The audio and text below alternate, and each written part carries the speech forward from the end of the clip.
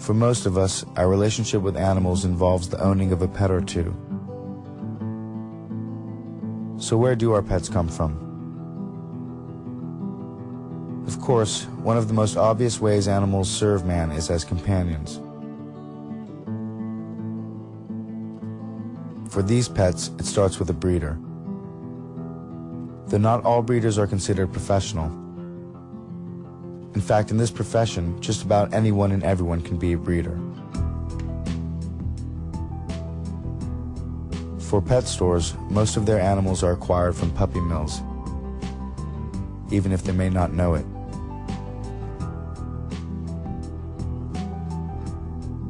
Puppy mills are low-budget commercial enterprises that breed dogs for sale to pet shops and other buyers.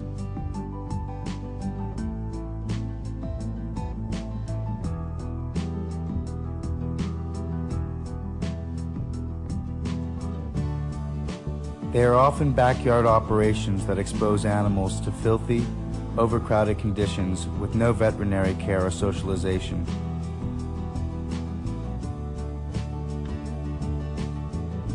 Dogs from puppy mills often exhibit physical and psychological problems as they grow up.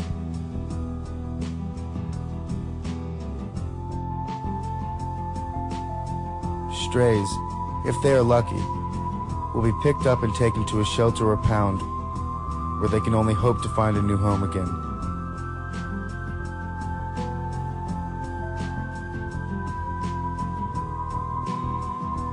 An estimated 25 million animals become homeless every year, and as many as 27% of purebred dogs are among the homeless.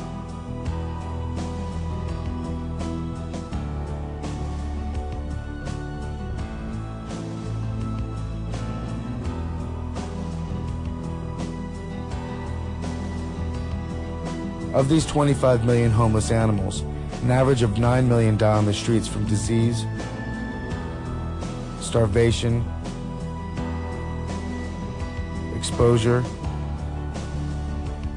injury, or some other hazard of street life. Many others are strays, some of whom were presumably dumped in the streets by their caretakers. The remaining 16 million die in pounds or shelters that have no room for them and are forced to kill them.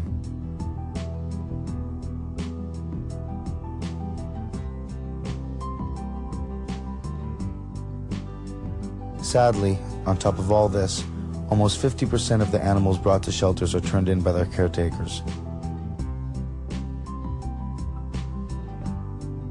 Many people claim they don't visit shelters because it's depressing for them. But the reason animals are crowded into such dreary places as these is because of people's refusal to spay or neuter their pets. Several pet owners feel, particularly men for some reason, that neutering a pet emasculates the owner somehow. Or they may just want their children to someday experience the miracle of life, so to speak.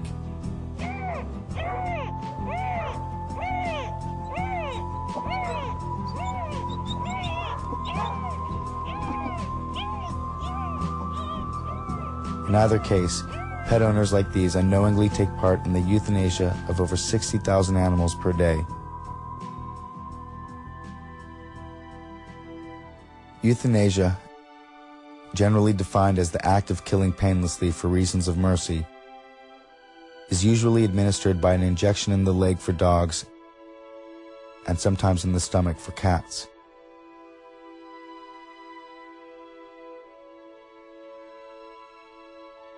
It is a quick and painless procedure for the animals, and by far the most humane, but not always the most affordable.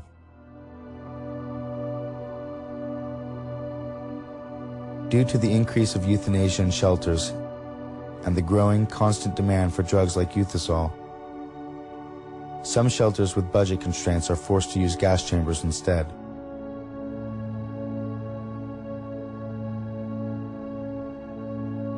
In a gas chamber, animals are packed very tightly and can take as long as 20 minutes to die.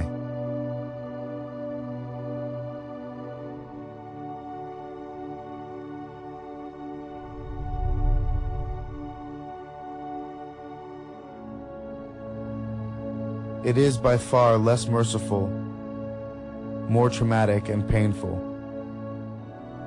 but the procedure is less expensive.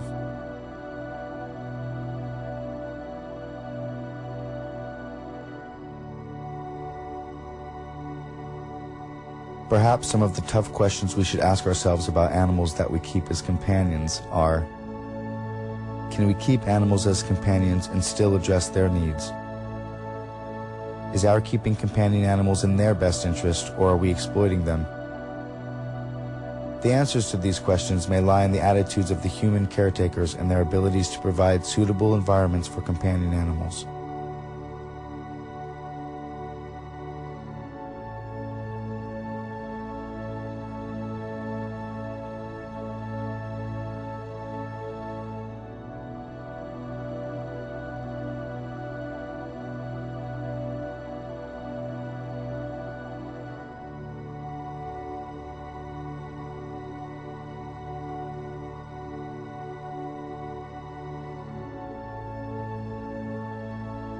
Most human beings are speciesists. This film shows that ordinary human beings, not a few exceptionally cruel or heartless humans, but the overwhelming majority of people, take an active part, acquiesce in, and allow their taxes to pay for practices that require the sacrifice of the most important interests of members of other species, in order to promote the most trivial interests of our own species.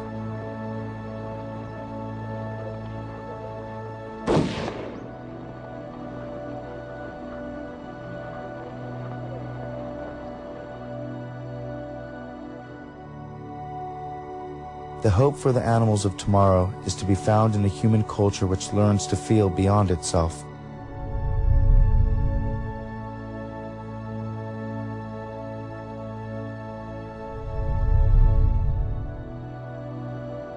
We must learn empathy.